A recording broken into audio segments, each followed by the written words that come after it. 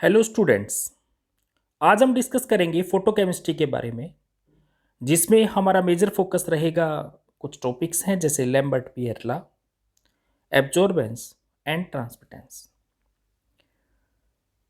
आज के लेक्चर के मेजर जो कंटेंट्स हैं वो हैं हमारे पास फोटोकेमिस्ट्री की इंट्रोडक्शन, जिसमें हम देखेंगे बेसिकली कि कैसे फोटोकेमिस्ट्री के अंदर जो लाइट होती है उसके फोटॉन्स मॉलिक्यूल के साथ इंटरेक्ट करते हैं, जो कुछ मेजर चेंजेस उसमें आते हैं, और उस दौरान अगर कोई केमिकल रिएक्शन हो रही है तो उसको हम डिस्कस करेंगे। लेकिन हम यहाँ उनको डिटेल से डिस्कस नहीं करेंगे क्योंकि वे सारे के सारे कंसेप्ट हमारे इस लेक्चर के आगे डिटेल में आने वाले कंसेप्ट है, इसलिए यहाँ सिर्फ आज आपको बेसिक इंट्रोडक्शन दी जाएगी।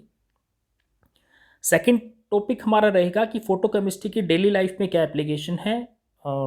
हम ऐसे कौन से नेचुरल फिनोमिना है जहां हम फोटोकेमिस्ट्री को देख सकते हैं, कौन से ऐसे जो इंडस्ट्रियल कोई यूजेस हैं उनको हम यहाँ डिस्कस करेंगे। वो भी मैं क्योंकि उनकी केमिकल रिएक्शन पर नहीं जाऊंगा, तो यहाँ हम सिर्फ ये बात कि कहाँ फोटोकेमिस्ट्री को देख सकते हैं, हम उसकी एप्लीकेशन कहाँ कहाँ है, सिर्फ हम उस एरिया को डिस्कस करेंगे।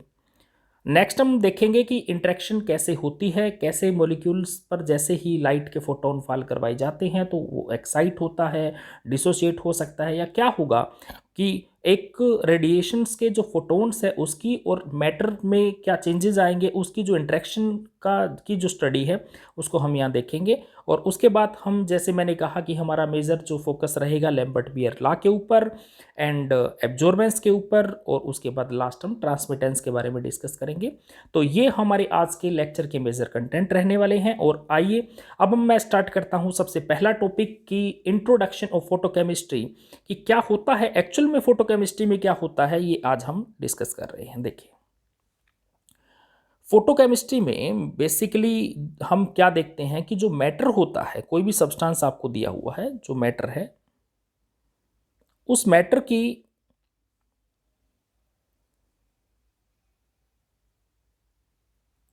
देखिए, जो आपको मैटर दिया हुआ है उस मैटर की इंटरेक्शन हमने स्टडी करनी होती है, जो लाइट आपने फॉल करवाई है उसके फोटोन के साथ, और उस दौरान क्या केमिकल चेंजेस आएंगे मैटर के अंदर, इस चीज की स्टडी जहां हम करते हैं that is known as the photochemistry. तो ये बात क्लियर होगी कि मैटर की फोटोन के साथ इंटरेक्शन और इस दौरान क्या चेंजेस आएंगे मैटर में, इसकी स्टडी को ही फोटोकेमिस्ट्री कहा जाएगा। अब देखिए, नेक्स्ट हम बात करते हैं कि एक्चुअल में क्या होता है। तो जैसे ही हम सूटेबल एनर्जी का कोई फोटोन फॉल करवा देते हैं, देखिए अगर हमारे पास कोई फोटोन है सूटेबल एनर्जी का है, अगर वो हम किसी मॉलिक्यूल के ऊपर या एटम्स के ऊपर, ग्रुप ऑफ एटम्स के ऊपर जब स्ट्राइक करवाते हैं तो वो फोटोन अपनी एनर्जी ट्रांसफर कर देता है उस मॉलिक्यूल को, और एनर्जी एब्जॉर्ब होने के बाद वो मॉलिक्यूल क्या हो जाता है, दैट एक्साइट्स। और एक्साइट होके वो क्या करता है, वो ग्राउंड स्टेट से एक्साइटेड स्टेट में चला जाता है। क्लियर। इस दौरान उसमें कई चेंजेस आ सकते हैं, जैसे हो सकता है कि उसके इलेक्ट्रॉन्स, जो बेसिकली सबसे पहला काम क्या होता है, उसके इलेक्ट्रॉन्स बॉन्डिंग मोलिकुलर ऑर्बिटल से एंटी बॉन्डिंग मोलिकुलर ऑर्बिटल में ट्रांसफर हो जाते हैं। इसके अलावा जो और चेंजेस हम देखने को मिलते हैं, हो सकता है उसके अंदर इसके अलावा क्या हो जाए, इसके अलावा कोई केमिकल रिएक्शन शो करना स्टार्ट करते वो, ये देखिए जैसे एक्साइटेड स्टेट में जाने के बाद वो डिसोशिएट हो जाए, वो आइसोमेरिज्म शो कर दे, वो रीअरेंज हो जाए, और या फिर कोई वो नेबर में कोई और मॉलिक्यूल वहाँ पड़ा है उसके साथ रिएक्ट करके वो प्रोडक्ट बना दे, या उस एनर्जी को हीट की फॉर्म में लॉस कर दे, तो जो भी, या लाइट की फॉर्म में लॉस कर दे। तो ये जो भी चेंजेस अब उसमें आते हैं उस सारी चीज़ की स्टडी ही हमारे पास फोटोकेमिस्ट्री होती है। क्लियर। अब हम डिस्कस करते हैं कि फोटोकेमिस्ट्री की इंपॉर्टेंस, कि किस किस एरिया में आप फोटोकेमिस्ट्री की इंपॉर्टेंस को देख सकते हैं जहां इसका यूज डेली लाइफ में होता होगा। तो सबसे पहले हम बात करते हैं ऐसे कुछ नेचुरल कॉम्प्लेक्स जो डेली लाइफ में यूं हमें नेचुरली ही मिलते हैं, जैसे proteins and nucleic acid basic component है हमारे ऑर्गेनिक कंपाउंड्स के। तो अब प्रोटीन की सिंथेसिस एंड न्यूक्लिक एसिड की सिंथेसिस जो होती है वो फोटोकेमिकल रिएक्शंस के एग्जाम्पल है। ऐसे ही हम बात करें कुछ ऐसे ऐसे रिएक्शंस, जो केमिकल रिएक्शन जो हमारे एटमॉस्फेयर में हो रही है, जैसे स्ट्रेटोस्फेयर की बात करूं, वहाँ कई ऐसी रिएक्शंस हो रही हैं, वहाँ जो प्रेजेंट गैसेज है वो आपस में रिएक्ट करके अदर गैसेज में या कुछ और प्रोडक्ट्स, जो जैसे आप स्मोक की बात करते हैं, इसका एक बेस्ट एग्जांपल मैं ले सकता हूँ, फोटोकेमिकल स्मोक जिसको हम बोलते हैं। तो जो पोल्यूटेंट्स के तौर पे हम देखते हैं, तो ये सारे के सारे जो अर्थ के स्ट्रेटोस्फीयर में जो रिएक्शंस चल रही होती है, जिसमें जो लाइट है उसका जो मेजर रोल होता है, सिग्निफिकेंट रोल होता है, उसकी प्रेजेंस में अगर कोई रिएक्शंस हो रही है, तो इस ऐसे कुछ रिएक्शंस के हम एग्जांपल देखते हैं, जैसे ऑक्सीजन से ओजोन का बनना। तो देखिए, हम जानते हैं कि जो कुछ हेलोजिनेटेड कॉम्प्लेक्स जो होते हैं, जो हेलोजन रिलीज करते हैं एज ए रेडिकल के फॉर्म में, ठीक है, तो वो क्या कर देते हैं, वो आयनाइज होके जो रेडिकल जनरेट करते हैं, तो वो रेडिकल्स क्या करते हैं, ऑक्सीजन के साथ कंबाइन करके ओजोन फॉर्मेशन का काम करते हैं। तो ऑक्सीजन से ओजोन का बनना क्या चीज़ है, एक फोटोकेमिकल रिएक्शन का एग्जाम्पल है। जैसे मैंने आपको पहले ही कहा कि हम इन रिएक्शंस की डिटेल में नहीं जाएंगे, कि ये हमारे इस टॉपिक में नहीं, आज इसमें हमारे डिटेल में नहीं है। हमारे पास है सिर्फ एरिया, हम आज डिस्कस कर रहे हैं सिर्फ एरिया, कि कहाँ फोटोकेमिकल रिएक्शंस का यूज हो रहा है, फोटोकेमिस्ट्री का यूज हो रहा है। तो उसमें हमारे पास पहला क्या हुआ, पहला हुआ नेचुरल कॉम्प्लेक्सेस, जैसे प्रोटीन और न्यूक्लिक एसिड के सिंथेसिस में, और कुछ ऐसी केमिकल रिएक्शन जो हमारे नेचर में हो रही है, जो अर्थ के स्ट्रेटोस्फीयर में हो रही है, उसमें से सबसे पहला एग्जाम्पल जो है हमने क्या लिया, ऑक्सीजन से ओजोन का बनना। नेक्स्ट हम विटामिन डी की बात करते हैं। जैसे अक्सर हम कहते हैं कि धूप में बैठने से विटामिन डी मिलता है, तो विटामिन डी मिलना या बनना एक्चुअल में क्या होता है, धूप में बैठने से जो लाइट की प्रेजेंस में जो फोटोकेमिकल रिएक्शन होगी, उससे विटामिन डी की सिंथेसिस हमारी बॉडी के अंदर हो रही होती है। उसके बाद बात करें स्मोक की फॉर्मेशन, जैसे मैंने पहले ही कहा, फोटोकेमिकल स्मोक की फॉर्मेशन, जैसे पेन है, ये सारे के सारे एग्जाम्पल हैं। और ऐसे ही जो ऐसी केमिकल रिएक्शन जिसकी वजह से स्किन कैंसर होता है, ये बात हम अक्सर देखिए हम पढ़ते हैं, जो ओजोन डिप्लीशन है उसमें भी हम पढ़ते हैं कि जो लेयर है, ओजोन लेयर है, वो क्या कर देती है, जो लाइट से, जो सन से आने वाली यूवी रेज है उसको रोक देती है, क्योंकि उसकी प्रेजेंस में कुछ ऐसी केमिकल रिएक्शंस होती है जिसकी वजह से कैंसर जो है, स्किन कैंसर जो है वो बढ़ता चला जाता है। तो स्किन कैंसर इंड्यूस करने वाली रिएक्शंस जो है वो भी फोटोकेमिकल रिएक्शन का एग्जाम्पल है। अब हम कुछ ऐसे एग्जाम्पल की बात करते हैं जो हमारे पास क्या है, इंडस्ट्रियल जो एग्जाम्पल है हमारे पास, जो इंडस्ट्री के अंदर हम यूज़ करते हैं। ऐसे ही कुछ एग्जाम्पल में सबसे पहले हमारे पास है विटामिन डी का बनना। जो आर्गोस्टिरोल्स है, आर्गोस्टिरोल की हेल्प से हम क्या करते हैं, विटामिन डी बनाते हैं इंडस्ट्रियल में। आप देखते हैं विटामिन डी के कैप्सूल्स हैं, विटामिन डी के आपको टेबलेट्स आपको मार्केट में अवेलेबल होती है, तो ये किसी केमिकल से बनाए जाते हैं, दैट केमिकल इज द आर्गोस्टिरोल। इससे विटामिन डी का बनना भी एक क्या है, एग्जाम्पल है फोटोकेमिकल सिंथेसिस का। उसके बाद देखिए कुछ एंटीवायरल ड्रग्स है, एंटीवायरल एजेंट है, जिसका एग्जाम्पल है क्यूबेन। तो इसकी सिंथेसिस भी एग्जाम्पल है किसका, एक फोटोकेमिकल सिंथेसिस का। आपने एक पॉलीमर सुना होगा, +2 में भी आपके पास था, सिंथेटिक पॉलीमर चैप्टर के अंदर, नाइलॉन 6, जिसका मोनोमर कौन है, कैप्रोलैक्टम। तो कैप्रोलैक्टम की खुद की सिंथेसिस भी एक एग्जांपल है फोटोकेमिकल सिंथेसिस की। कुछ क्लीनिंग सॉल्वेंट्स हैं, कुछ इंसेक्टिसाइड्स हैं, और या फिर कुछ रिएक्शंस के इंटरमीडिएट्स हैं, उनकी प्रिपरेशन, या एंटीऑक्सीडेंट है। एंटीऑक्सीडेंट वो चीज़, जैसे हम खाने को लंबे टाइम तक स्टोर करने, जो फैट या ऐसे कोई आइटम है जिसके अंदर ऑक्सीडेशन होके वो फुल स्मेलिंग में कन्वर्ट हो जाता है, जिसको रेंसिडिटी बोलते हैं, तो इनको रोकने के लिए जो एजेंट यूज़ किए जाते हैं वो भी क्या है, फोटोकेमिकल सिंथेसिस के एग्जाम्पल हैं हमारे पास। अब हम डिस्कस करते हैं कि कैसे, जैसे ही कोई लाइट फॉल करवाई जाती है किसी मॉलिक्यूल या ग्रुप ऑफ एटम्स के ऊपर, तो उसमें क्या क्या चेंजेस आते हैं, कैसे वो इंटरेक्ट करता है, इसकी आज हम बात कर रहे हैं। आप ये देखिए, आपके पास क्या है, एक मॉलिक्यूल है, ये देखिए इस डायग्राम में, देखिए आप, एक मॉलिक्यूल आपके पास है,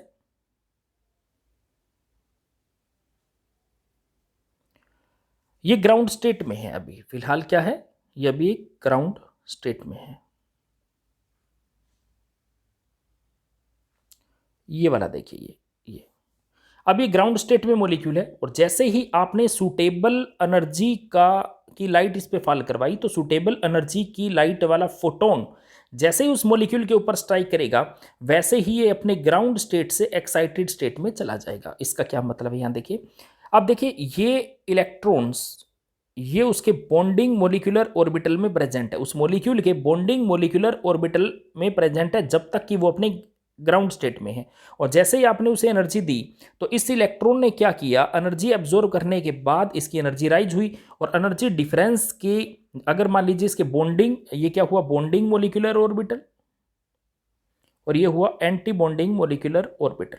तो जैसे इसकी एनर्जी डिफरेंस आया, जो जितना एनर्जी डिफरेंस उसे चाहिए था बॉन्डिंग और एंटी बॉन्डिंग के बीच में, अगर वो एनर्जी उतनी सफिशिएंट एनर्जी उसके पास है तो वो इलेक्ट्रॉन क्या करेगा, वो एक्साइट होके बॉन्डिंग मोलिकुलर ऑर्बिटल से एंटी बॉन्डिंग मोलिकुलर ऑर्बिटल की तरफ चला जाएगा। क्लियर। तो सबसे पहला काम क्या होता है, सबसे पहला काम जैसे ही लाइट आप फॉल करवाते हैं उस लाइट का फोटोन जो होता है अगर वो सूटेबल एनर्जी का है, ये बात इंपॉर्टेंट है। सूटेबल एनर्जी, जैसे मैंने आपको बात कही कि सूटेबल एनर्जी का यह मतलब ही क्या होगा कि उसके बॉन्डिंग और एंटी बॉन्डिंग मोलिकुलर ऑर्बिटल के बीच में जितना एनर्जी गैप होगा अगर उतनी सफिशिएंट एनर्जी उसके पास है तो उसके इलेक्ट्रॉन क्या करते हैं, वो ग्राउंड स्टेट से एक्साइटेड स्टेट में चले जाते हैं। मीन्स वो बॉन्डिंग मोलिकुलर ऑर्बिटल से एक्साइट होके एंटी बॉन्डिंग मोलिकुलर ऑर्बिटल जो एनर्जेटिक हो जाते हैं, मतलब हाई एनर्जी की स्टेट होती है, वहां पहुंच जाते हैं। That is known as the excited state. और वहां जाके अब जो एनर्जी उसने एब्जॉर्व की है उसको क्या बोला जाता है, उसको कहा जाता है, यहां हम जो स्टडी करते हैं that is known as Einstein.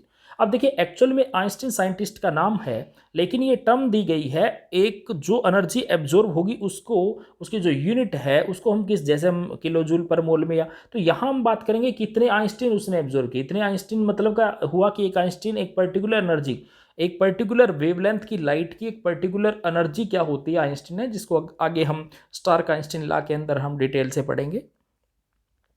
यहां आप देखिए, अब यहां टेम्परेचर का रोल भी साथ आपको बताया गया है, मतलब जैसे ही इंटरेक्शन होगी तो वहां टेम्परेचर का खुद का क्या रोल होगा वो देखिए। तो यहां हमारे पास क्या चीज़ है, यहां हमारे पास दो स्टेट है। एक तो ये वाली चीज़ देखिए, अगर मान लीजिए आपको जो मॉलिक्यूल दिया हुआ है पहले वो लो टेम्परेचर पे है, मतलब कि कोल्ड है तब, और अगर वो पहले से ही हाई टेम्परेचर मतलब हॉट है, तो दोनों में डिफरेंस क्या है, क्या फर्क होगा। देखिए अगर उसकी एनर्जी पहले से ही ज़्यादा है और आपने लाइट से एनर्जी दे दी और एनर्जी दे दी तो उसकी एनर्जी बहुत ज़्यादा हो जाएगी। और जबकि पहला केस जो आपके पास है उसमें क्या है, स्टार्टिंग में तो वो क्या है, वो कम टेम्परेचर पे है, मतलब वो कोल्ड है, और अब आपने एनर्जी जैसे ही दे दी तो उसकी एनर्जी क्या होगी, इतनी ज़्यादा नहीं हुई, कितनी ज़्यादा कि उसकी बॉन्ड डिसोसिएशन एनर्जी के बराबर हो जाए।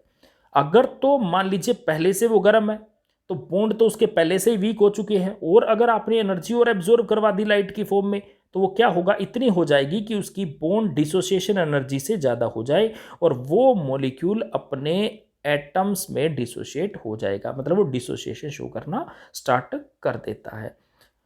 और मान लीजिए कि ऐसा नहीं है, अगर वो स्टार्टिंग में कोल्ड है तो अगर आपने एनर्जी दी, इतनी दी कि वो डिसोसिएशन एनर्जी तक तो नहीं पहुंचा लेकिन एनर्जी तो एब्जॉर्ब करेगा। अब एनर्जी एब्जॉर्ब करने के बाद हमने कह दिया कि वो एक्साइट हो गया, तो एक्चुअल में इस एक्साइटेड स्टेट में क्या होता है, एक्साइटेड स्टेट में जब भी वो जाता है तो उसके वाइब्रेशनल रोटेशनल जो ये लेवल्स होते हैं, जो इलेक्ट्रॉनिक्स लेवल होते हैं, ये चेंज हो जाते हैं। अब ये बात आपने स्पेक्ट्रोस्कोपी में बड़ा डिटेल से पहले से ही पढ़ रखी है कि जैसे इनके लेवल में चेंजेस आते हैं तो ये इस दौरान जो भी एक चेंजेस के साथ रिएक्ट करना चाहें या एनर्जी को एमिट करके फिर से ग्राउंड स्टेट में आना चाहें, तो जिसको हम यहाँ डिस्कस भी करेंगे, तो क्या एक्चुअल में क्या क्या होता है एक्साइट होने के बाद उसको हम यहाँ देख रहे हैं। देखिए अब ये देखिए आप, जैसे मैंने कहा कि क्या क्या चेंजेस आ सकते हैं इसकी हम बात करने वाले हैं। तो इसमें सबसे पहली जो बात हमारे पास है वो क्या चीज़ है कि जो मॉलिक्यूल एक्साइट हुआ है, ये देखिए एक्साइट होने के बाद उसने जो एनर्जी एब्जॉर्ब किया वो एनर्जी उसने लाइट की फॉर्म में लॉस कर दी, मतलब खुद एक्साइट हुआ, अपनी एनर्जी बढ़ा ली लेकिन वहाँ ज़्यादा देर नहीं रह पाया और जितनी एनर्जी एब्जॉर्ब की उसने लाइट की फॉर्म में एमिट कर दी। तो ये फिनोमिना क्या होगा, that is known as luminescence. और बाय द वे मान लीजिए कि एक्साइट तो हुआ और वहाँ कोई नेबर में और मॉलिक्यूल भी था और उसने क्या किया, दूसरे मॉलिक्यूल के साथ इंटरेक्ट किया और अपनी, जैसे उसके साथ कोलाइड हुआ वैसे ही क्या हुआ, उसने अपनी एनर्जी उस दूसरे मॉलिक्यूल को ट्रांसफर कर दी। ये भी पॉसिबिलिटी एक बनती है। और ये भी बनता है कि वो एक्साइट होने के बाद इलेक्ट्रॉन छोड़ दे, फोटो आयनाइजेशन शो कर दे, ये भी पॉसिबल है। देखिए ये भी पॉसिबल है कि वो कि वो खुद डिसोशिएट हो जाए, जैसे हमने अभी बात की।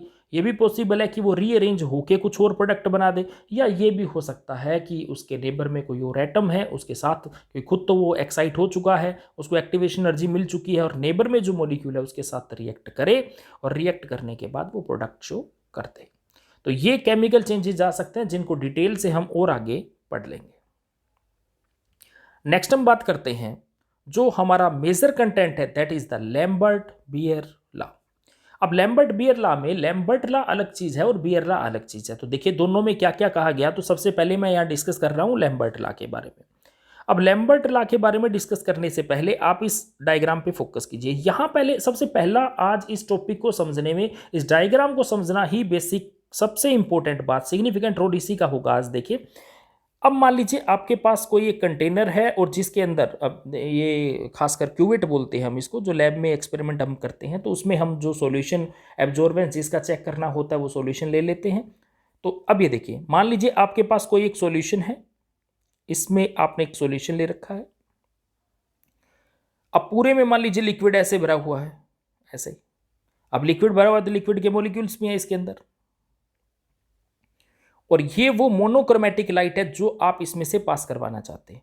तो उसकी इंटेंसिटी कितनी है, आई नोट है। तो जैसे ये मोनोक्रोमेटिक लाइट यहां से एंटर करेगी, तो जस्ट एंटर करते ही जो सबसे पहले सरफेस पे यहां जो कुछ मॉलिक्यूल्स हैं, उन मॉलिक्यूल के साथ ये लाइट के फोटोन जाके टकरा जाएंगे, और टकराते ही वो एनर्जी ट्रांसफर कर देंगे उन किसको, वो फोटोन एनर्जी ट्रांसफर कर देंगे उन मॉलिक्यूल्स को, और वो मॉलिक्यूल एनर्जी को एब्जॉर्ब करके एक्साइट हो जाएंगे। तो देखिए अब यहां से बात समझिए, और जो लाइट आगे जाएगी कुछ एनर्जी तो एब्जॉर्ब होगी ना।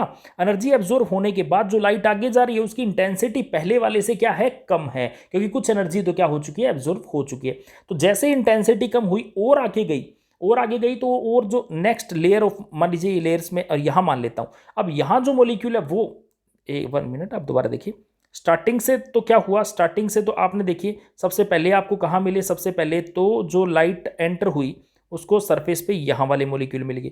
यहाँ वालों ने कुछ एनर्जी एब्जॉर्ब कर ली, और लाइट जो आके गई उसकी इंटेंसिटी कम होगी, मान लीजिए ये होगी।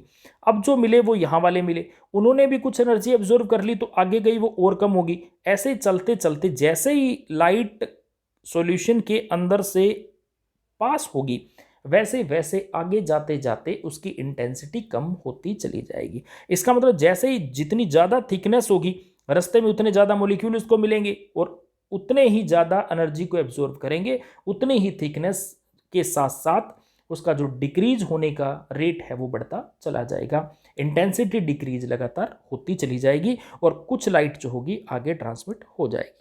तो इसी को हम अब डिस्कस कर रहे हैं। देखिए कैसे। तो लैम्बर्ट ने क्या बात बोली थी, लैम्बर्ट के अकॉर्डिंग जो डिक्रीज इन द इंटेंसिटी है, किसमें, जो मोनोक्रोमेटिक रेडिएशन आपने यूज कर रखी है, जैसे जैसे आप थिकनेस के साथ, मतलब जैसे जैसे आप आगे की तरफ जा रहे, लाइट आगे की तरफ जा रही है, वैसे वैसे उसकी इंटेंसिटी लगातार कम होती चली जा रही है। कम होती है तो वो उसका जो डिक्रीज है वो डिपेंड किस पे करता है, वो डिपेंड करता है जो लाइट आपने ली है उसकी इंटेंसिटी कितनी है। देखिए यहाँ एक छोटा सा कंफ्यूजन बच्चों को हो जाता है, उसको थोड़ा सा दूर कर देता हूँ। तो देखिए यहाँ वाली जो मॉलिक्यूल है, यहाँ वालों को तो ये इंटेंसिटी मिली ना, इन मॉलिक्यूल पे जो फॉल हो रही है लाइट, उसकी ओरिजिनल इंटेंसिटी तो है ये। अब मान लीजिए कि मैं यहाँ की बात करता हूँ, देखिए अब मैं बात करता हूँ, मान लीजिए यहाँ के मॉलिक्यूल पर जो लाइट पड़ रही है उसकी, तो इनको तो ये वाली लाइट मिल रही है ना, तो इनकी तो ओरिजिनल क्या हुई, ये हुई। और जो मॉलिक्यूल मान लीजिए यहाँ प्रेजेंट है, सपोज इस लेयर पे प्रेजेंट है, यहाँ जो मॉलिक्यूल है उस पर जो लाइट फॉल हो रही होगी वो यहाँ हो रही होगी, तो उसकी तो इंटेंसिटी वो होगी ना जो यहाँ है। तो इसका मतलब जब मॉलिक्यूल पर लाइट फॉल करवाई जाती होगी तो उस वक्त उसकी कितनी इंटेंसिटी है उसके डायरेक्टली प्रोपोर्शनल है। इसलिए यहां आप ध्यान से देखिए, ओरिजिनल वर्ड नहीं लिखा हुआ। तो जो इंसिडेंट लाइट है उसकी इंटेंसिटी के डायरेक्टली प्रोपोर्शनल होता है, कि जैसे जैसे थिकनेस के साथ साथ उसकी इंटेंसिटी कम होती चली जा रही है, तो उसका जो रेट है किस बात पे डिपेंड करता है, इंटेंसिटी ऑफ द लाइट पे डिपेंड करता है। कैसे, देखिए यहां देखिए हमारे पास क्या चीज है, ये चीज नोट कीजिए। डी आई, ये क्या है, D I upon D X, इसका मतलब इंटेंसिटी का, और ये माइनस साइन डिक्रीज को रिप्रेजेंट करता है, that is the rate of decrease of intensity with respect to the X, मतलब डिस्टेंस, ये क्या हुआ thickness, the rate of decrease of intensity with respect to the thickness of the, जो medium आपने लिया है, thickness of the absorbing medium, वो किस बात पे डिपेंड करता है, that depends upon the directly proportional to the intensity. अब आप इस डायरेक्टली प्रोपोर्शनल के साइन को हटा दीजिए, आपके पास क्या आ जाएगा, एक कांस्टेंट आ जाएगा, कांस्टेंट इज के हेयर। यहाँ के क्या चीज़ है, इस पे बहुत फोकस रखिएगा, क्योंकि आगे कांस्टेंट आने वाला है जो आपके एग्जाम में डायरेक्ट आपसे पूछा भी जाता है। अब यहाँ के को क्या बोला जाता है, K is known as absorption coefficient, K is known as absorption coefficient.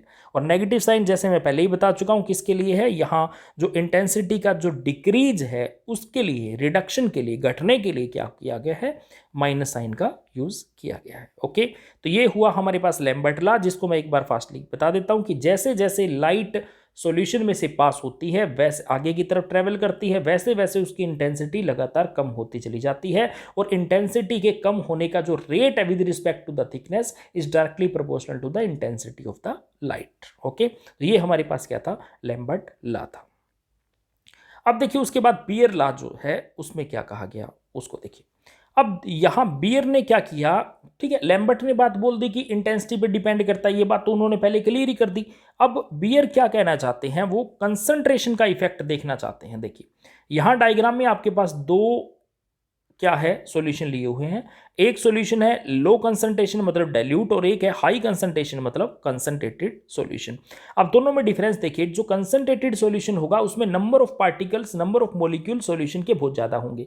अब ज्यादा होंगे तो जैसे जैसे लाइट उस पर टकराएगी तो बहुत ज्यादा डिक्रीज होगी, क्योंकि एनर्जी एब्जॉर्ब किसने करनी है, मॉलिक्यूल ने करनी है। मॉलिक्यूल जितने ज़्यादा रास्ते में मिलेंगे उतने ज़्यादा एनर्जी एब्जॉर्ब होगी, उतनी इंटेंसिटी उनकी कम होती चली जाएगी, क्योंकि फोटोन तो खत्म हो ली, उतनी इंटेंसिटी उनकी क्या होती चली जाएगी, कम होती चली जाएगी। तो यहाँ बियर ने क्या किया था, इफेक्ट ऑफ कंसंट्रेशन देखा था। इन्होंने कहा कि जो rate of decrease of intensity होता है वो ठीक है कि किस पे डिपेंड करता है, इंटेंसिटी पे तो करता ही करता है, इसके अलावा किस पे डिपेंड करता है, इसके अलावा डिपेंड करता है कंसंट्रेशन ऑफ द सॉल्यूशन। इन्होंने क्या कहा, इसके अलावा किस पे करता है, कंसंट्रेशन। मतलब मैं फिर कह रहा हूं, लैम्बर्ट ने कहा कि इंटेंसिटी पे डिपेंड करता है, वो बात तो सही है ही है, इसके अलावा कंसंट्रेशन पे भी डिपेंड करता है। देखिए क्योंकि लैम्बर्ट के अकॉर्डिंग भी तो एक्चुअल में डिक्रीज किस बात पे डिपेंड करेगा, डिपेंड करेगा नंबर ऑफ द मॉलिक्यूल जो रास्ते में आएंगे, जो उस एनर्जी को एब्जॉर्ब करेंगे उसी पे ना। तो उन्होंने कहा तो जैसे जैसे थिकनेस की जैसे जैसे वो चीज आगे की तरफ जाएगी तो और मॉलिक्यूल रास्ते में मिलते चले जाएंगे, वो एनर्जी को एब्जॉर्ब कर लेंगे, उससे डिक्रीज हो जाएगा, वो बात ठीक है। इसका मतलब उस पर तो करेगा, इसके अलावा कंसंट्रेशन पे भी तो करेगा ना, क्योंकि कंसंट्रेशन बढ़ने के साथ साथ क्या होगा, मॉलिक्यूल्स की एनर्जी भी बढ़ती चली जाएगी। ओके, तो ये क्या था बियर लॉ। तो इसके अकॉर्डिंग हम बात करते हैं। देखिए इन्होंने क्या कहा कि जो रेट है वो क्या है, इंटेंसिटी पे तो करता ही करता है, इसके अलावा डिक्रीज ऑफ रेट जो इंटेंसिटी पे तो डिपेंड करता ही करता है, इसके अलावा कंसंट्रेशन पे भी करता है। और यहाँ डायरेक्टली प्रोपोर्शनल के साइन को हटा के वही कांस्टेंट हमारे पास क्या चीज आ गया, के आ गया। ओके, अब देखिए हम बात करते हैं इन दोनों लॉ को कंबाइन करने की। अगर हम इन दोनों लॉ को कंबाइन कर देते हैं तो हमारे पास क्या चीज़ बन गई, हमारे पास ये चीज़ बन गई। देखिए जैसे मैंने अब कहा, तो पहले तो मैंने विद रिस्पेक्ट टू थिकनेस, देखिए थिकनेस जैसे जैसे चेंज होगी वैसे वैसे भी तो डिपेंड कर रहा है, क्योंकि थिकनेस के साथ साथ ही तो क्या है, मॉलिक्यूल रास्ते में मिलते जा रहे हैं और इंटेंसिटी डिक्रीज हो रही है, और कंसंट्रेशन के साथ भी क्या है, डिक्रीज हो रही है। तो उन्होंने क्या किया कि उन्होंने कहा थिकनेस पे भी डिपेंड करती है, कंसंट्रेशन पे भी डिपेंड करती है। तो इन्होंने जो रेट बनाया वो क्या था उनके अकॉर्डिंग। देखिए अब जो हमारी चीज उन्होंने कहा कि जो रेट ऑफ डिक्रीज है इंटेंसिटी का with respect to the intensity, ये क्या चीज है, directly proportional to concentration and directly proportional to the thickness of the absorbing material आपके पास है। यहां डायरेक्टली प्रोपोर्शनल का साइन हटा के वही कांस्टेंट आपके पास के अवेलेबल है। फर्क दोनों में देखिए, पहले विद रिस्पेक्ट टू क्या था, थिकनेस था, और अब with respect to the intensity falling, क्योंकि वो तो हम हर टाइम पे नहीं निकाल पाएंगे ना, इसलिए हमने विद रिस्पेक्ट टू इंटेंसिटी की डिक्रीज तो होगा कि इतनी इंटेंसिटी होगी तो कितना डिक्रीज होगा, और इंटेंसिटी होगी तो कितना डिक्रीज होगा। ये कैसे, ये किस बात पे डिपेंड करेगा, थिकनेस पे, कि जैसे जैसे थिकनेस ज्यादा होती चली जाएगी डिक्रीज भी क्या होगा, ज्यादा होता चला जाएगा। क्लियर। और जैसे कंसंट्रेशन ज्यादा होगी वैसे डिक्रीज भी क्या होता जाएगा, ज्यादा होता चला जाएगा। अब जो आपके पास इक्वेशन थी ये वाली, देखिए लास्ट वाली, minus D I upon I is equal to K C D x. अगर मैं इसका इंटीग्रेशन कर दूं दोनों तरफ तो लेफ्ट हैंड साइड भी इंटीग्रेशन हो जाएगा, राइट हैंड साइड भी इंटीग्रेशन हो जाएगा, तो हमें क्या मिलेगा ये देखिए। लेफ्ट हैंड साइड तो इंटीग्रेशन, लेफ्ट हैंड साइड तो आपके पास टर्म क्या है, इंटेंसिटी की है, तो वहां तो हम लिमिट क्या ले लेते हैं, आई की, आई नोट, जीरो से जब मतलब लाइट एंटर करती है तब तो क्या है, आई नोट इंटेंसिटी, और लाइट जब डिस्टेंस बी पूरा मतलब थिकनेस को कवर कर जाती है तो क्या है, तो कर जाती है, तो फिर हमारे पास क्या हो जाता है, इंटेंसिटी आई हो जाती है। तो देखिए मैंने क्या कहा है, यहाँ देखिए, ये देखिए, तो अगर मान लीजिए मैं इंटीग्रेशन करता हूँ डी आई अपॉन आई का, तो माइनस साइन मैंने राइट हैंड साइड में ले लिया यहाँ पे, तो लिमिट क्या होगी, आई नोट से आई तक, और इधर क्या होगी, जीरो से बी तक। तो बी क्या था, उस पूरे सब्सटेंस की थिकनेस, तो जीरो क्या है, जहाँ से लाइट एंटर होना स्टार्ट हुई है, बी क्या है, जहाँ क्रॉस कर चुकी है पूरे सॉल्यूशन को, वो यहाँ पे है। क्लियर। तो देखिए हम जानते हैं कि हमारे पास एक फॉर्मूला होता है जनरली कि 1/x dx का इंटीग्रेशन क्या होता है, इंटीग्रेशन होता है natural log x। Okay, 1/x dx का इंटीग्रेशन क्या है, नेचुरल लॉग है। तो यहाँ देखिए नेचुरल लॉग x। क्लियर। तो अगर मैं इसकी लिमिट पुट कर दूं x1 से x2 तक, ये देखिए, तो natural log x2 minus natural log x1, तो मेरे पास क्या आ गया, natural log x2 minus natural log x1, और इसको क्या लिख सकता हूं, natural log x2 divide by x1। Clear. तो ये चीज़ आप समझ गए होगे कहाँ से आई है, ये देखिए ये वाली चीज़ कहाँ से आई है, समझ आ गई होगी। तो हमने आई अपॉन डी आई का इंटीग्रेशन किया, that is natural log I, और उसकी लिमिट थी आई नोट से आई तक, तो फाइनल हुआ आई और इनिशियल आई नोट, तो मेरे पास क्या बन गई, natural log I note, I upon I note. Okay, तो ये हुआ लेफ्ट हैंड साइड का integration. And right hand side की बात करें तो जो कॉन्स्टेंट है वो बाहर निकाल दीजिए, जो कॉन्स्टेंट है वो बाहर निकाल दीजिए। क्लियर। तो वैसे तो ये किसके इक्वल था, देखिए के मेरे पास पहले से ही है, के मेरे पास पहले से ही है, यस, ये देखिए के मेरे पास था कांस्टेंट, सी कंसंट्रेशन भी मैंने कांस्टेंट ले रखी है, तो सिर्फ क्या करना है, एक्स का इंटीग्रेशन करना, तो डी एक्स का इंटीग्रेशन एक्स होता, लिमिट पुट करते जीरो से बी, तो मेरे पास क्या आ जाता, B minus zero is equal to B. ये बात क्लियर होगी कि डी एक्स का इंटीग्रेशन आपके पास क्या आएगा, एक्स आएगा, लिमिट आपके पास क्या चीज़ है, जीरो से बी तक, तो B minus zero is equal to B. Clear. तो ये मेरे पास क्या आ गया, राइट हैंड साइड का इंटीग्रेशन तो आ गया ये, और लेफ्ट हैंड साइड का आ गया ये। अब यहाँ मैंने नेचुरल लॉग हटा के उसको log 10 बेस में कन्वर्ट कर दिया। नेचुरल लॉग आप जानते हैं कि क्या होता है, log e होता है, जिसका बेस क्या होता है, e होता है, जबकि log का जो बेस होता है वो क्या होता है, 10 होता है। क्लियर। तो जैसे ही हमने नेचुरल लॉग को कन्वर्ट किया, तो नेचुरल लॉग किसके इक्वल होता है, natural log is equal to 2.303 log.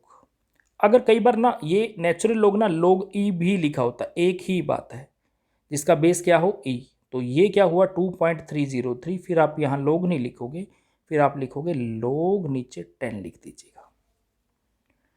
तो ये और ये एक ही बात है। क्लियर। और ये भी एक ही बात है।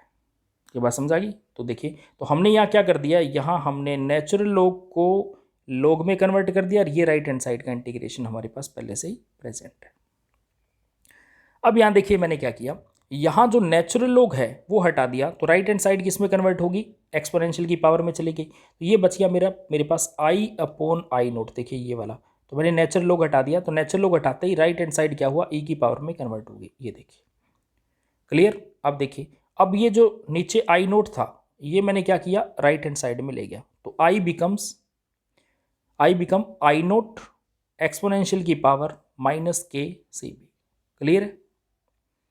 यहां देखिए, तो अब इससे कंबाइंड स्टेटमेंट हमारे पास क्या बन गई कि जो इंटेंसिटी का डिक्रीज है, the intensity of the beam of monochromatic radiation, वो डिक्रीज जो है वो एक्सपोनेंशियली डिपेंड करता है किस पे, कंसंट्रेशन पे भी, थिकनेस पे भी। जैसे जैसे जाएगा तो ठीक है, घटेगा तो सही, लेकिन लीनियर नहीं घटेगा, एक्सपोनेंशियल घटेगा, मतलब पहले कम घटेगा, उसके बाद आगे आगे जाते बहुत ज़्यादा डिक्रीज होना स्टार्ट हो जाएगा। ये बात समझ आ रही है। तो ये क्या हुआ हमारे पास, लैम्बर्ट बियर लॉ। तो बहुत ही इंपॉर्टेंट कंसेप्ट था ये लैम्बर्ट बियर लॉ। और अब हम बात करते हैं कुछ लिमिटेशन लैम्बर्ट बियर लॉ की। तो उसमें सबसे पहला जो हमारे पास लिमिटेशन के तौर पे पॉइंट है वो है कि क्या होता है, जैसे ही लाइट हम फॉल करवाते हैं, जैसे ही फोटोन फॉल होते हैं, तो वैसे ही इंट्रैक्शन की वजह से कुछ चेंजेज आ जाते हैं, केमिकल चेंजेज आ जाते हैं। जैसे यहाँ हम देख सकते हैं डिसोसिएशन हो जाता है मॉलिक्यूल में, एसोसिएशन हो जाता है, डिसोसिएशन हो जाता है, या वो सोलवेंट के साथ रिएक्ट कर जाता है। तो ऐसे केस में अगर वो केमिकल चेंजेस आ गए तो उसमें डेविएशन आ जाएगी, तो जो रिजल्ट आपको चाहिए था वो एग्जैक्ट नहीं मिल पाएगा। तो एक तो ये मेन बात हुई कि अगर केमिकल चेंजेस आ गए उसके अंदर तो हमारे पास लैम्बर्ट बियर लॉ जो होता है वो 100% एप्लीकेबल नहीं होता। दूसरा, अगर मैं बात करूं ये सिर्फ डाइल्यूट सॉल्यूशन के ऊपर ही एप्लीकेबल है। तो ऐसा क्या होता है कि कंसंट्रेशन ज़्यादा होने से, तो कंसंट्रेशन ज़्यादा होने से अगर बहुत ज़्यादा कंसंट्रेशन होगी तो जो मॉलिक्यूल्स है देखिए वो बहुत एक दूसरे के पास पास है, तो बहुत ज़्यादा होते ही क्या वो मॉलिक्यूल के बीच में बहुत कम स्पेस रह जाता है लाइट को ट्रेवल करने के लिए ही, और इस दौरान क्या होता है आयनाइजेशन के चांसेस जो हैं वो बढ़ जाते हैं। तो ये देखिए तो क्या हो जाता है, इससे उसका जो इलेक्ट्रॉनिक डिस्ट्रीब्यूशन है वो बिल्कुल अफेक्ट हो जाता है, और एनर्जी का एब्जॉर्ब होने का जो कंसेप्ट है, एब्जॉर्ब होने का जो चांसेस है वो भी चेंज हो जाता है। इसीलिए ये जो रिलेशन है वो एग्जैक्ट नहीं आ पाती। तो आप इस बात को समझ सकते हैं कि ये सिर्फ डाइल्यूट सॉल्यूशन के लिए ही एप्लीकेबल है, कंसंट्रेटेड सॉल्यूशन के लिए नहीं होता, क्योंकि जैसे मैंने अभी आपको कहा कि कंसंट्रेटेड सॉल्यूशन होने से जो मॉलिक्यूल्स के बीच का जो स्पेस है वो बहुत ही कम रह जाएगा, और जिसकी वजह से उसको ट्रैवल, लाइट को ट्रैवल करने के लिए जो टाइम पीरियड मिलेगा वो बहुत ही कम मिलेगा, और इससे सारी लाइट जैसे ही उस पर पड़ेगी तो वैसे ही उसके अंदर क्या होगा, चार्ज डिस्ट्रीब्यूशन हो जाएगा, और एब्जॉर्प्शन का रेट डिक्रीज होना जिस रेट से चाहिए था उससे नहीं हो पाएगा। क्लियर। और इसके अलावा कुछ और केमिकल इंटरेक्शन, जैसे मान लीजिए कि हो सकता है कि वहाँ मोनोमर जो है वो आपस में कंबाइन करके डाइमर में कन्वर्ट हो जाए, पॉलीमर में कन्वर्ट हो जाए, या ये भी पॉसिबल है कि मेटल कॉम्प्लेक्स के साथ मेटल कॉम्प्लेक्सेशन, मेटल जो है वहाँ कॉम्प्लेक्स बनाना स्टार्ट कर दे और मेटल कॉम्प्लेक्स के बीच में कोई इक्विलिब्रियम सेटअप हो जाए, या एसिड है वहाँ और बेस प्रेजेंट है तो उसके साथ इंटरेक्ट करने लग जाए, या कोई सोलवेंट के साथ इंटरेक्ट करने लग जाए। इसका मतलब वहाँ अगर कोई भी इक्विलिब्रियम सेटअप हो गया किसी और चीज़ के साथ तो भी क्या होता है, लैम्बर्ट बियर लॉ जो होता है वो फेल हो जाता है। उसके बाद बात करूं तो अगर मान लीजिए कि अगर जो इक्विलिब्रियम कांस्टेंट है अलग अलग चीज़ का, तो उसके साथ भी जैसे किसी का इक्विलिब्रियम कांस्टेंट अगर हाई है तो वहाँ इक्विलिब्रियम के चांसेस बढ़ जाते हैं, वहाँ रेट जो होता है उतना ही ज़्यादा डेविएट हो जाता है। क्लियर। उसके बाद बात करें तो इंस्ट्रूमेंटल डेविएशन, जैसे आपने लाइट जो ली थी वो मोनोक्रोमेटिक चाहिए थी, अगर लाइट मोनोक्रोमेटिक नहीं रही इसका मतलब कंफर्म है ये सिर्फ मोनोक्रोमेटिक लाइट के लिए ही एप्लीकेबल है, अगर ये नहीं रही तो ये लॉ फेल हो जाएगा, ओबे नहीं करेगा, आपके पास जो रिलेशन आनी चाहिए थी वैसे ही नहीं आएगी। ये बात क्लियर। उसके बाद देखिए ये कम टेम्परेचर पर ही एप्लीकेबल है, ये बात भी इंपॉर्टेंट, टेम्परेचर शुड बी लो, इस लॉ को एप्लीकेबल तभी करवाया जा सकता है अगर सॉल्यूशन का टेम्परेचर कम हो, क्योंकि सॉल्यूशन का टेम्परेचर अगर ज़्यादा होता चला गया तो जो लाइट एब्जॉर्ब होनी थी वो शॉर्टर वेवलेंथ वाली लाइट जो होगी वो शिफ्ट होके लॉन्गर वेवलेंथ की तरफ शिफ्ट हो जाएगी। इसका मतलब टेम्परेचर से जो लाइट आपने दी है उससे उसकी वेवलेंथ अफेक्ट हो जाती है, इसलिए हमारे पास ये जो लॉ है वो एप्लीकेबल नहीं होता। और मैं जैसे आपको पहले कह चुका हूँ कि मोनोक्रोमेटिसिटी उसकी फेल हो जाती है, तो इस वजह से ये लॉ एप्लीकेबल नहीं होता। तो आप इस सारे से कंक्लूजन निकाल सकते हो कि पहला जो फिजिकल स्टेट है वैसी की वैसी रहनी चाहिए, चेंजेस नहीं आना चाहिए, सिर्फ वो एक्साइट होना चाहिए, केमिकल रिएक्ट ना करे।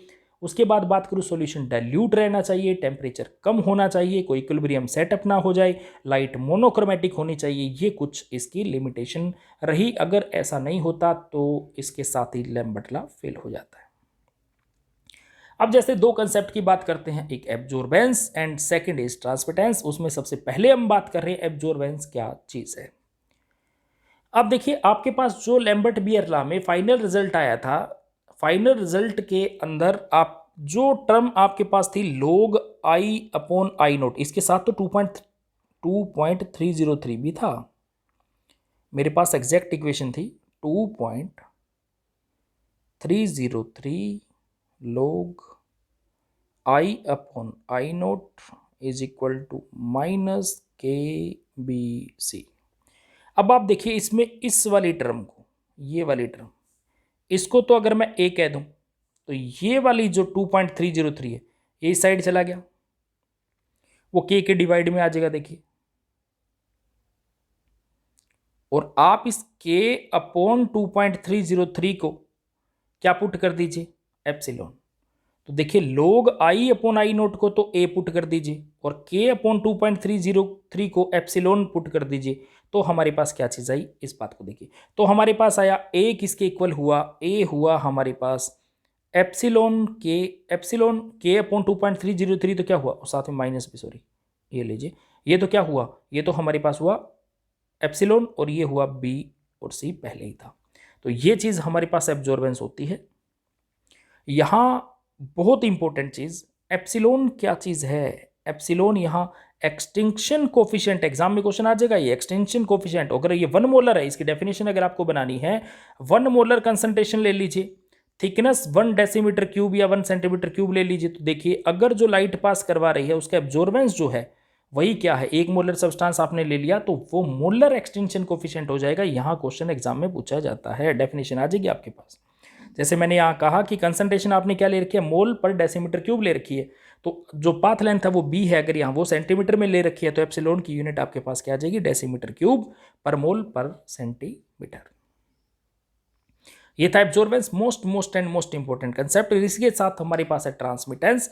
अब ट्रांसमिटेंस क्या चीज है, देखिए पहले वाले में क्या था, log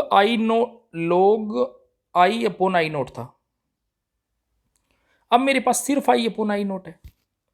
I upon I note को आपने क्या कहना है, ट्रांसमिटेंस कहना है। तो I अपॉन आई नोट अगर ट्रांसमिटेंस है तो उसकी कंसंट्रेशन के साथ क्या रिलेशन है, देखिए एब्जॉर्बेंस में तो देखिए फर्क कितना था, minus log I upon I note में मैं I अपॉन आई नोट को ट्रांसमिटेंस कह दूं तो माइनस log T तो हो गया, ये देखिए।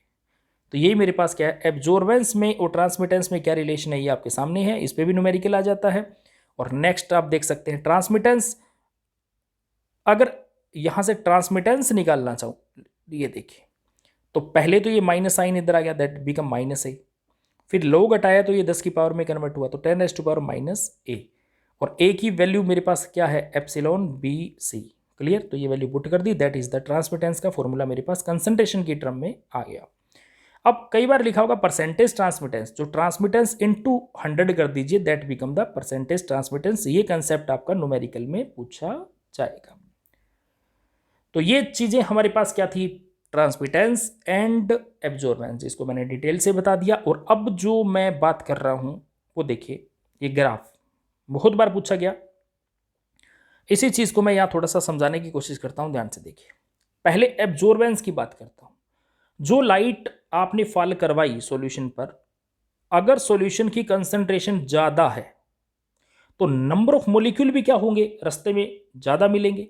जितने ज्यादा मॉलिक्यूल मिलेंगे उतने ही ज्यादा एब्जॉर्बेंस होगी, क्योंकि लाइट तो उतनी ज्यादा एब्जॉर्ब होगी ना, एब्जॉर्ब होती चली जाए। तो एब्जॉर्बेंस की अगर बात करो कंसंट्रेशन के साथ साथ, तो क्या होगा, जैसे कंसंट्रेशन बढ़ेगी वैसे वैसे लीनियरली क्या होगा, एब्जॉर्बेंस बढ़ती चली जाएगी। अब ये लीनियरली क्यों हुई, क्योंकि अभी आपने देखा ए आपके पास क्या था, एप्सिलॉन बी सी था।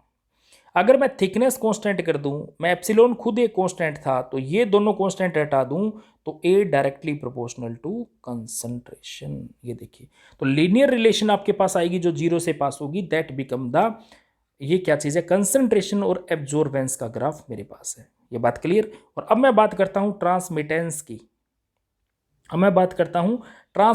और ट्रांसमिटेंस का फॉर्मूला अभी आपने देखा हमारे पास क्या है, 10 to power minus epsilon naught B C. ये देखिए एक्सपोनेंशियल, मतलब यूं कहूं कि 10 की पावर पे डिपेंड करता है, तो ये आपके पास लीनियर ग्राफ नहीं आएगा, इसीलिए ये क्या है, परसेंटेज ट्रांसमिटेंस क्या है, लगातार इस तरीके से डिक्रीज आपको दिखाया। ये देखिए क्लियर, ये बहुत ही इंपॉर्टेंट कंसेप्ट है। लेकिन कई बार क्या होता है, जो सॉल्यूशन आपको दिया जाए वो उसमें एक ही चीज़ नहीं है, एक से ज़्यादा है, उसके मिक्सचर है, तो एक से ज़्यादा सब्सटेंस का तो लाइट को एब्जॉर्ब करने का रेट भी तो अलग अलग होगा। तो ऐसे केस में आपको लैम्बर्ट बियर लॉ में काम करते वक्त, मिक्सचर में काम करते वक्त, देखिए सबका अपना अपना एब्जॉर्बेंस होगा, 3 चीज़ें हैं, तीनों का अपना अपना एब्जॉर्बेंस है, तो उनके एब्जॉर्प्शन को सम कर दीजिए, नेट एब्जॉर्प्शन आपके पास आ जाएगा। तो इस पर भी आपको न्यूमेरिकल दिया जाता है, बहुत ही इंपॉर्टेंट कंसेप्ट है। अब ये बात आप इन 3 न्यूमेरिकल से क्या कर लीजिएगा, आज प्रैक्टिस कीजिएगा। इस प्रैक्टिस के बाद आपको ये कंसेप्ट अच्छी तरह से समझ आ जाएगा, ये खुद करके देखिएगा। आपको अलग अलग टाइप का, जैसे मैंने आपको एक सॉल्यूशन वाला केस बताया था, जैसे आपको ट्रांसमिटेंस और उसके वाले केस बताए थे, तो आप इसमें याद ये रखिएगा, मोलैरिटी इनकी यूनिट्स है, ये सारी चीज़ आप उस पर फोकस रखिएगा। तो ये 3 क्वेश्चन आपने क्या करने हैं, प्रैक्टिस करने हैं, बहुत ही इंपॉर्टेंट कंसेप्ट है। और इसी के साथ आज का हमारा लेक्चर कंप्लीट होता है। और मैं यही कहूँगा कि आप एक नोटबुक पेन लीजिए और अच्छे से इसको करके देखिए। स्लो आप आराम से एक बार इस लेक्चर को ढंग से पढ़ लीजिए। आगे जितने भी लेक्चर होंगे सारे इसी पे डिपेंड करने वाले हैं। तो आज के लेक्चर के लिए थैंक यू वेरी मच। आप अपने घरों में रहिए, सेफ रहिए।